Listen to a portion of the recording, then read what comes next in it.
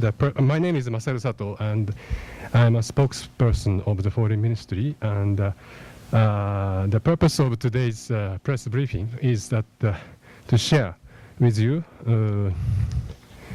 our line of case which we used when we replied to the Chinese delegation's statement at the United Nations General Debate last week, September 27th. And so I'd like to start with the explaining our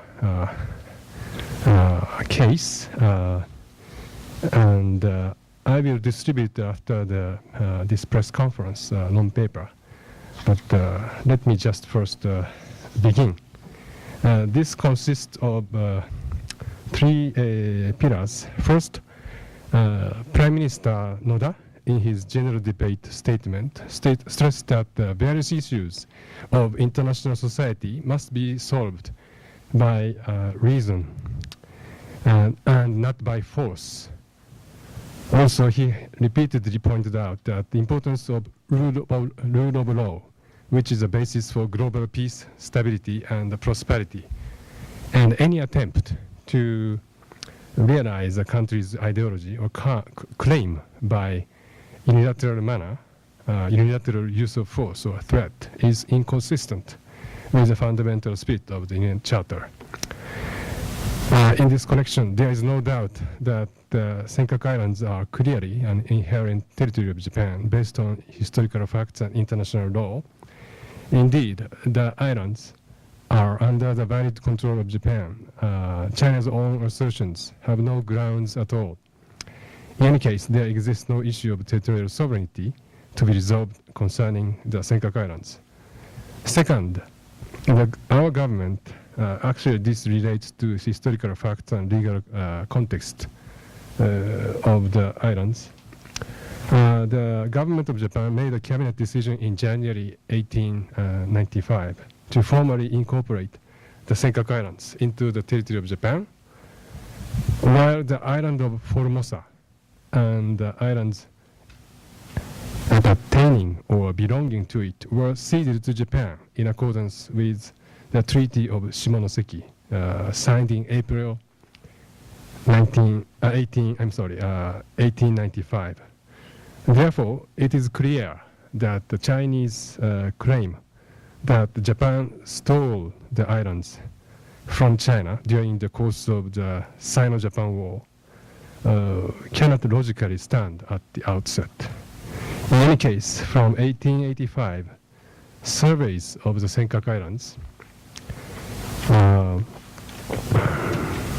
have been thoroughly conducted by Japan. And through these surveys, it was a 10-year survey, and it was confirmed that the Senkaku Islands had been not only uninhabited, but had shown no trace of having been under the control of China. Based on this confirmation, Japan formally incorporated the islands into the territory of Japan.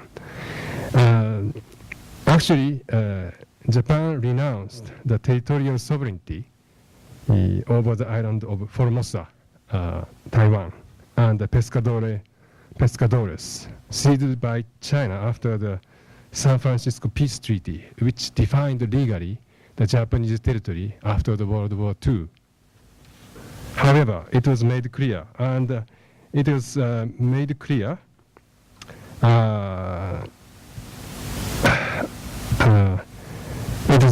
that the Senkaku Islands were not included in the Formosa and the Pescadores by the fact that the United States actually exercised administrative rights over the islands as part of the Nansei Shoto Southwest Islands in accordance with the Article 3 of the San Francisco Peace Treaty.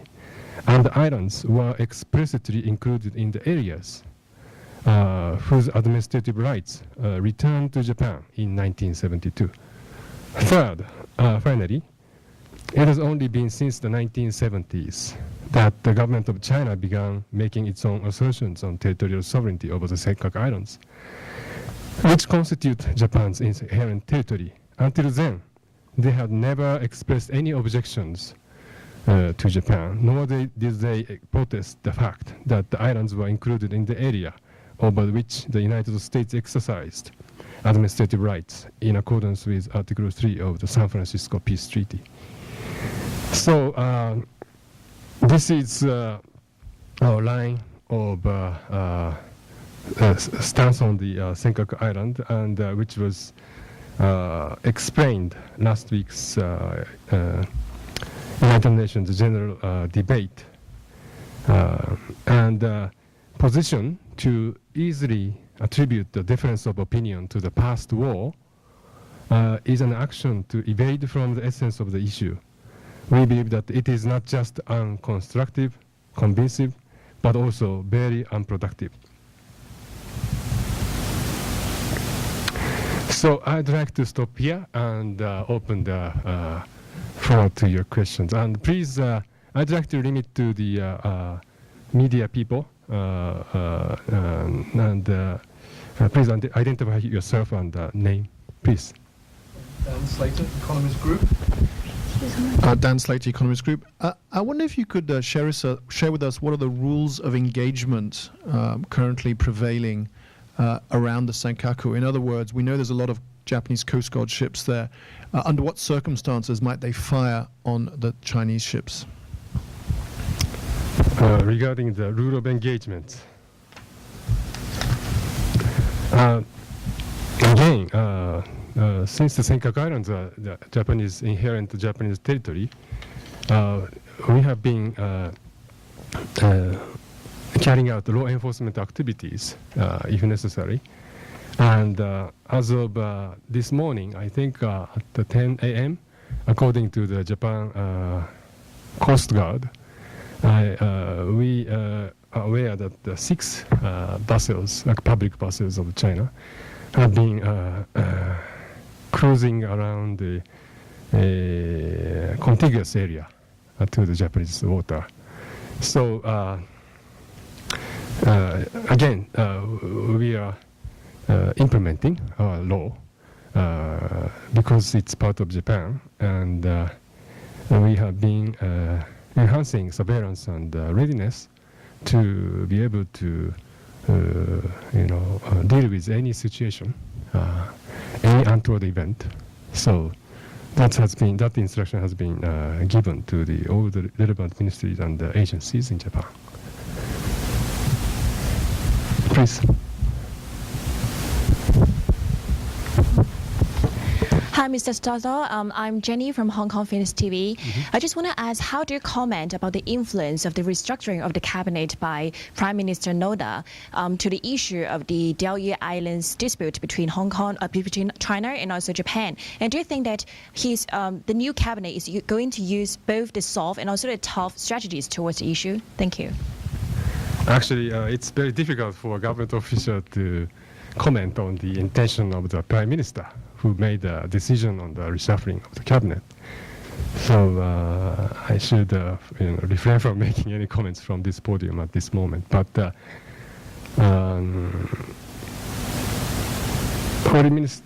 former Foreign Minister Makiko Tanaka is a daughter of course, as you may know, that Prime Minister Kakue Tanaka, who negotiated with China in 1972 to normalize the relations between China and Japan. And our position has been consistent that the specific issue related to the Senkaku situation should not adversely affect our broad perspective between China and Japan. So we would like to, first of all, stabilize the situation, of course, and we would like to call on the Chinese side to take a calm response, which doesn't lose sight of our broad perspective.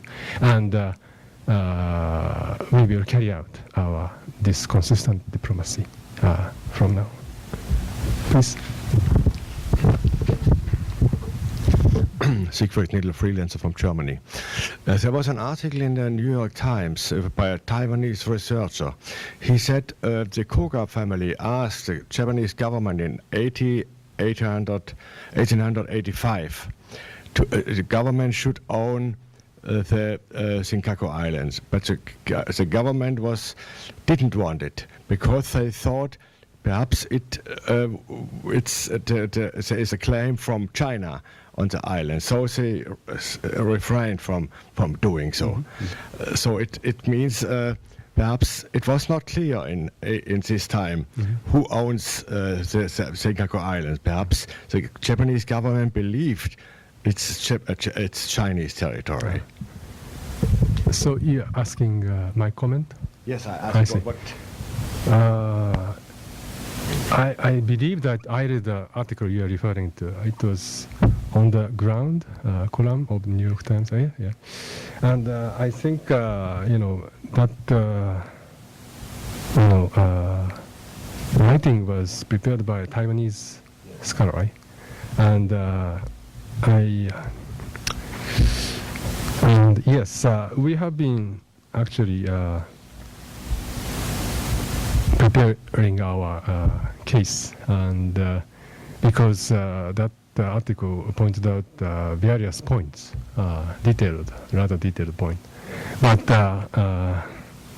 what I can share with you right now is that yes, the reason why we decided to carry out a survey in 1885, is that this was a kind of indication of our very prudent and thorough approach to the survey, and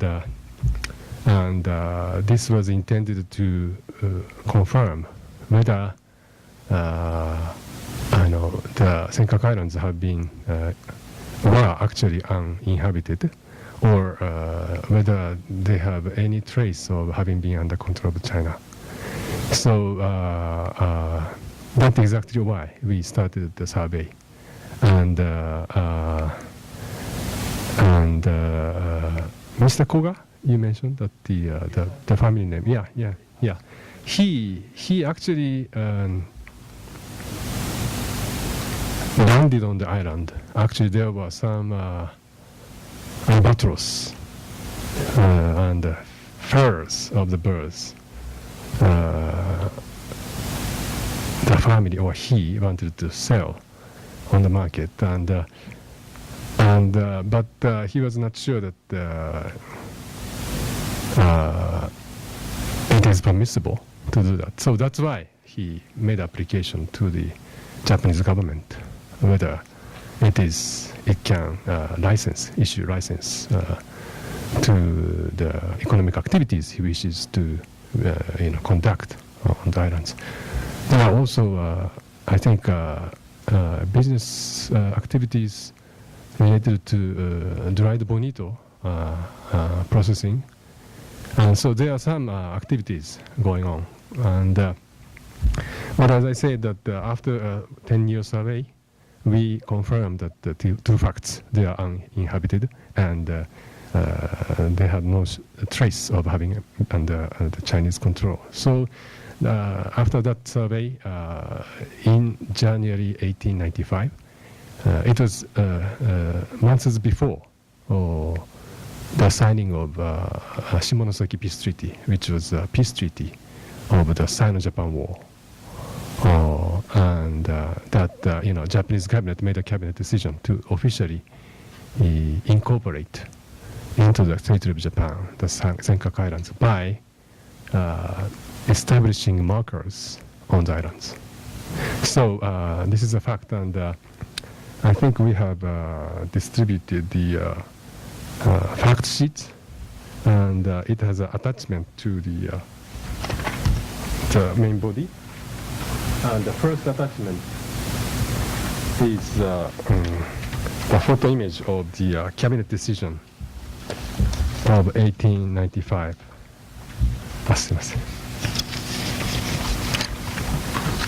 Also, this is written in Japanese, but this is a clear demonstration of the Japanese government to own the land that belonged to no state at the time after a 10-year survey. So you are right. The Koga family asked for, kind of made application to the government whether he could legally conduct the business activities on the island. And after that survey, and after this cabinet decision was made, he was granted a license. So that clearly shows that Japan's intention to own the island has been demonstrated very clearly. If you have, どうぞ。いや、女性の方。Correspondent of Singapore Press Holding, Lee Zapa. I would like to know that I know there's 5 small islands belong to Senkaku, or we say in China, Diaoyu. So there is this time you actually nationalized 3 of them, right? Am I right? Yes. Okay. How about the others 2? Can you explain the 5? Actually, there are 8 islands. The Senkaku Islands, 8. 5 large islands and 3 small islands, and September 11, we decided to purchase the 3 islands, Uotsurijima and Kita Kojima and Minami Kojima, 3 islands. And there are other Kuba Island and Taisho Island. Yeah. Actually, Kuba Island is continue to be owned by private citizen. And Taishojima has been, owned by the government. But this time only 3 islands saw a change of ownership from private Japanese private owner to the government. We shouldn't create any diplomatic concerns with other countries or region, because this is a legitimate procedure taken under Japanese law and regulations. And the reason why we decided to buy them is that we believe that it was the best and the most practical approach to continue to maintain the peaceful and stable management of the islands. And actually, it was previously owned by Japan. I mean, the government of Japan since 1895, when Japanese government incorporated the Senkaku Islands into Japanese territory. In the beginning, Japan owned. The government owned, and in 1932. The 3 islands we are talking about was sold to a private citizen, which is different from the previous owner. And there's some change of ownership transfer, among the private citizens.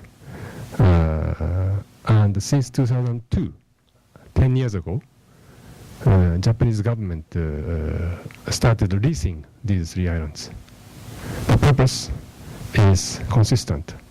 The purpose is to maintain the stable and peaceful management of the islands, because they are inherent territory of Japan.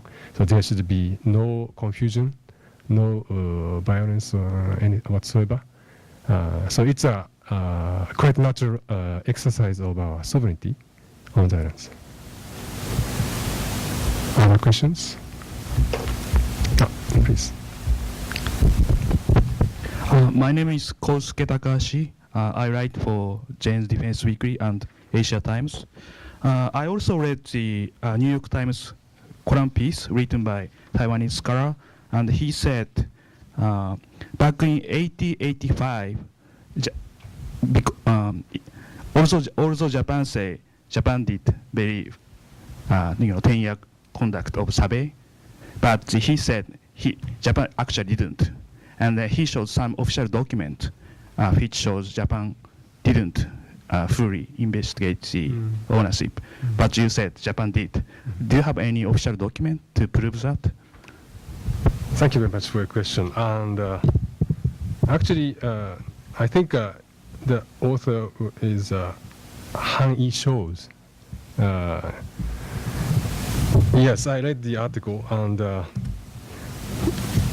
But I think it has at least several critical faults, which makes me wonder, makes his argument very irrelevant. And although I cannot present a copy of the documents because they are available at the Library of Japanese Parliament or Japanese Foreign Ministry's historical documents archive, but we are now in the process of checking on ourselves because this is a very interesting article and which deserves our counter argument on each details. But at this moment, I can share with you several points. First of all, as you indicated quite rightly, actually there are some problem. There were documents, unidentified sources. Maybe he found some documents, but it's and also some misquotation in the article, which makes us it's difficult for us to correctly respond. But under the, such limitations, I try my best. And actually, one of the main assertion is that in the article is that the Senkaku Islands are booty of war as between Japan and China. But as I indicated in the initial remark, Japan clearly demonstrated its will to incorporate to own the islands after 10-year survey. So this decision in January 1895, which preceded the signing of the Sino-Japan War in April 1895, was a result of a series of survey, 10-year survey, and since 1885. Which confirmed that these islands had been uninhabited and showed no trace of having been under control of China. Therefore, Mr. Shaw's argument is, in our view, without merit. And secondly,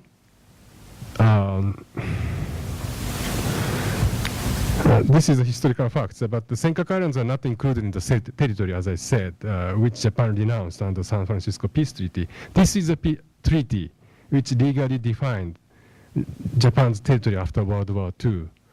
The Cairo Declaration or Potsdam Declaration are the then Allied powers, reflection of Allied powers' general direction concerning the post-war disposal of matters. But in our view, they have no final legal effect. But the San Francisco Peace Treaty is an international agreement because it has been established fact that after the war there has to be international agreement to finalize legally the territory of concerned states.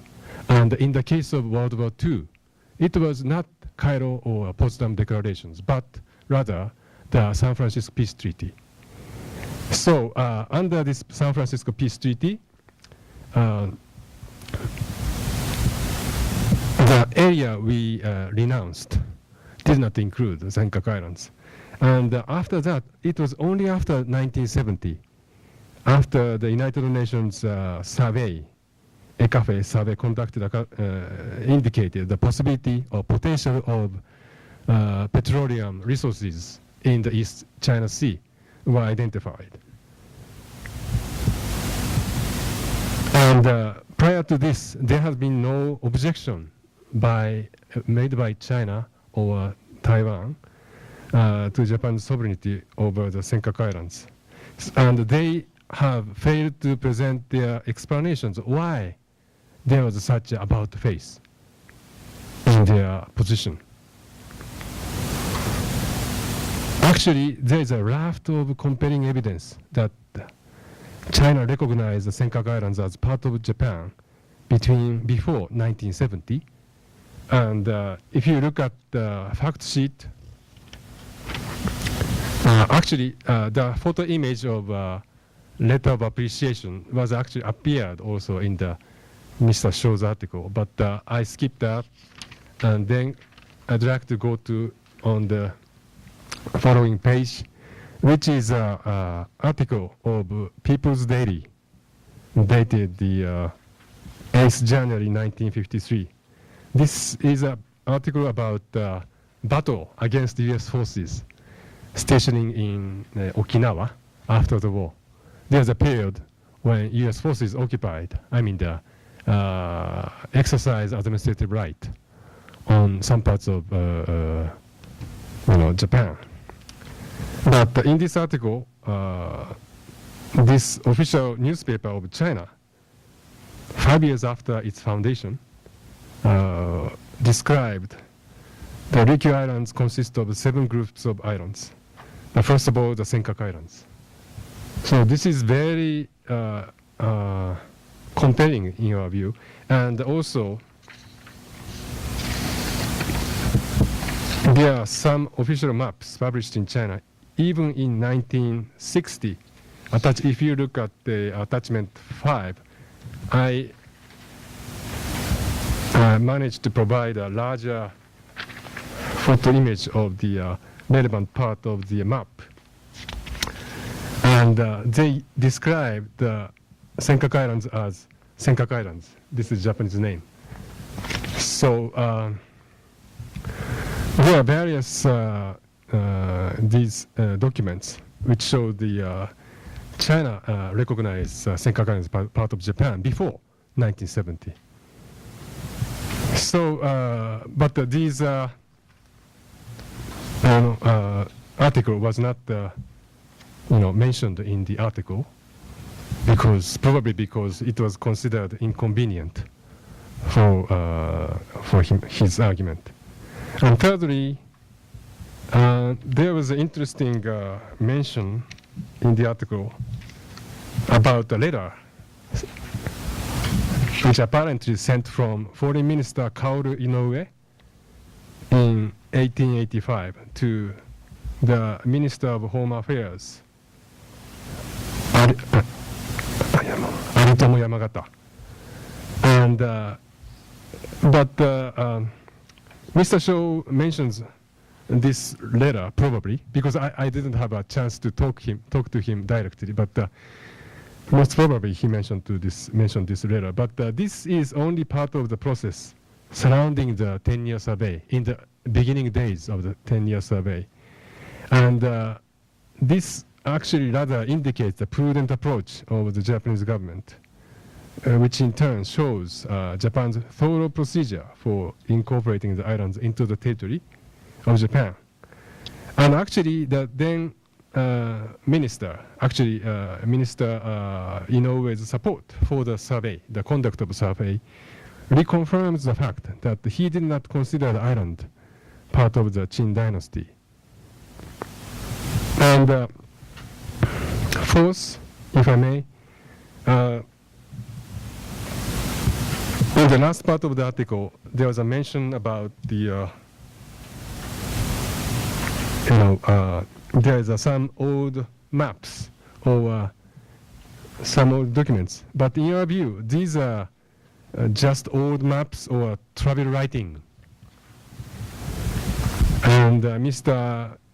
Han Yi-shou cites ancient, these maps or travel writing to justify the Chinese case for sovereignty in vain. If China were able to claim sovereignty over other countries' islands, just by citing ancient documents, which only refer to the existence or descriptions of the islands, it would mean, do you not think so, that the many parts of the world would have to be part of China? China has, the important thing is that China has never effectively controlled the islands. There is no evidence at all.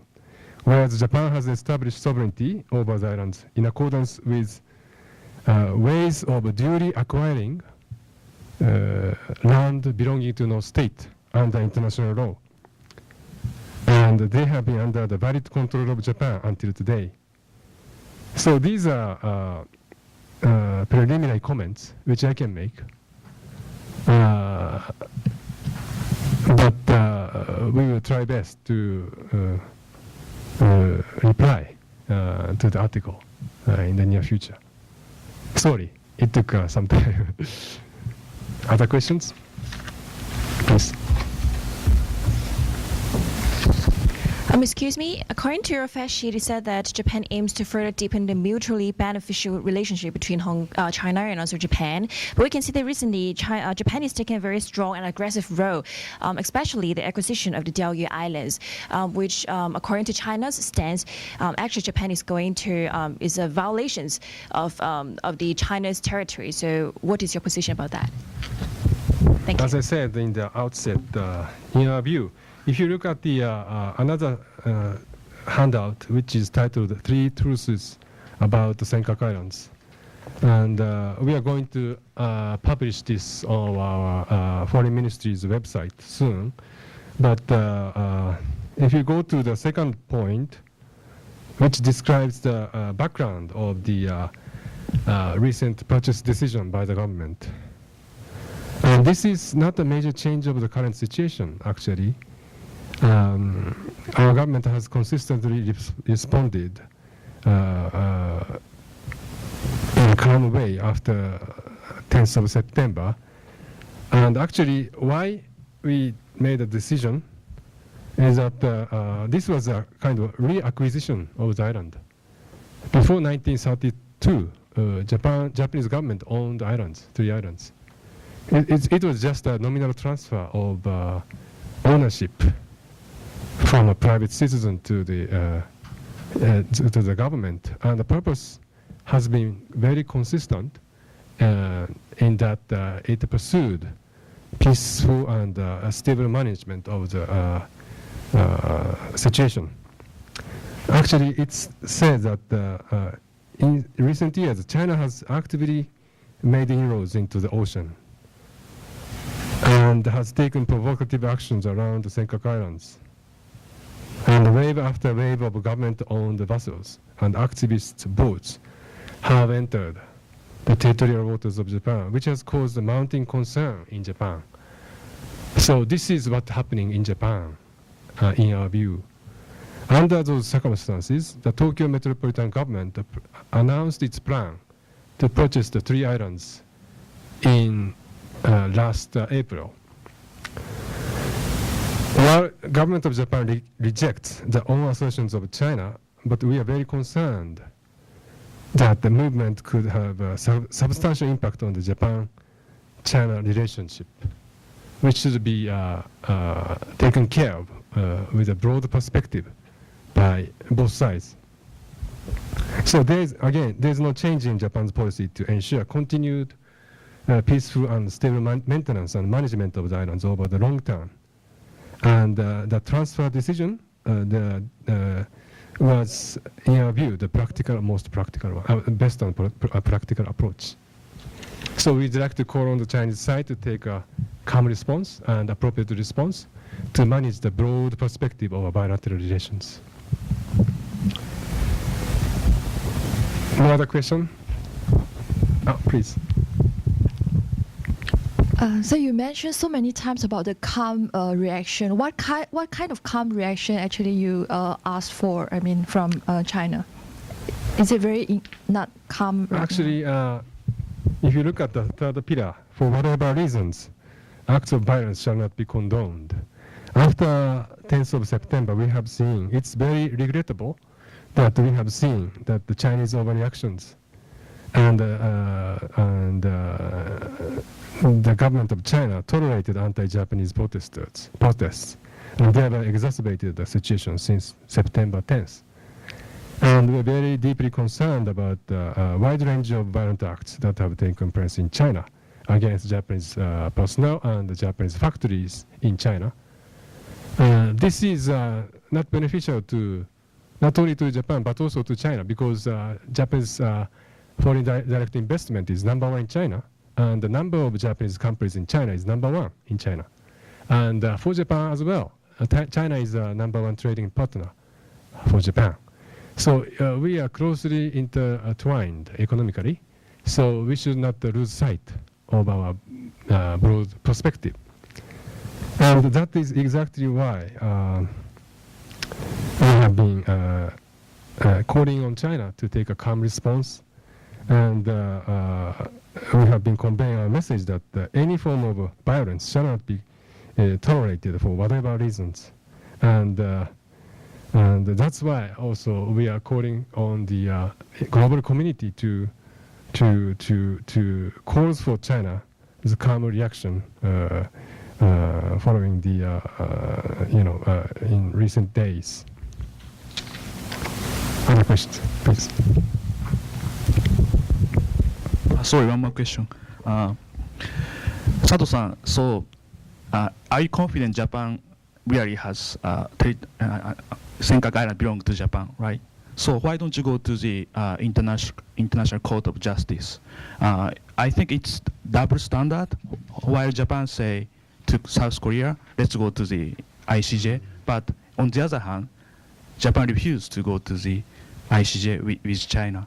So what do you think of this point? Actually, we have not taken any action regarding refusal as related to your last part of your question. But actually, last week, Prime Minister Noda made a statement at the UN General debate.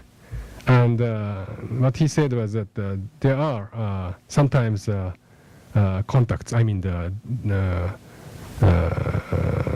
collision over the issue of territory or territorial waters among the states.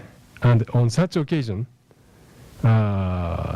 Japan believes that it is desirable to bring the matter to a reasonable and amicable solution by using means, including the International Court of Justice.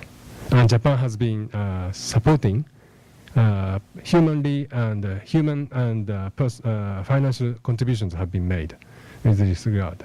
And our basic stand is based on this, recognition. And having said that, for example, in the case of Takeshima, Takeshima is an inherent territory of Japan under international law based on historical facts. But unfortunately, the effective control has been made by Korea. And on that situation, we have been asking Korea to jointly bring the case to the International Court of Justice, but they rejected our proposal. So this is very unfortunate, but our stance is that please, state the fact and finally resolve the issue by utilizing the international judicial body, and please make it clear that Takeshima is our inherent part of Japan. But on the other hand, the Senkaku Island issue, it is the same. They are inherent territory of Japan based on international law and international historical facts. But the difference is that Japan have them under its valid control.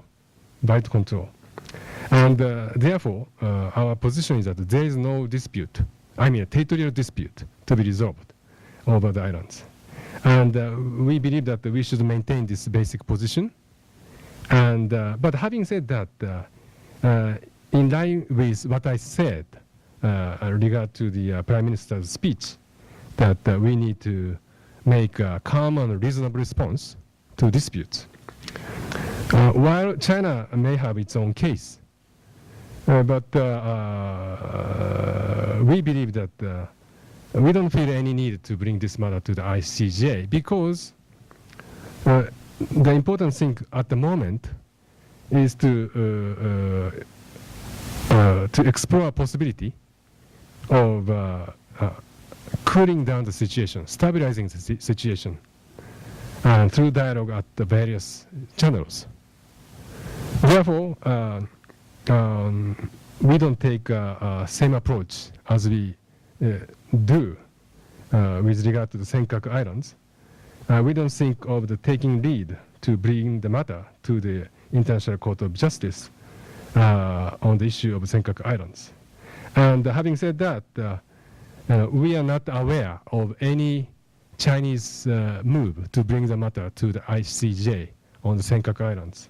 And there has been no move as such in the past as well.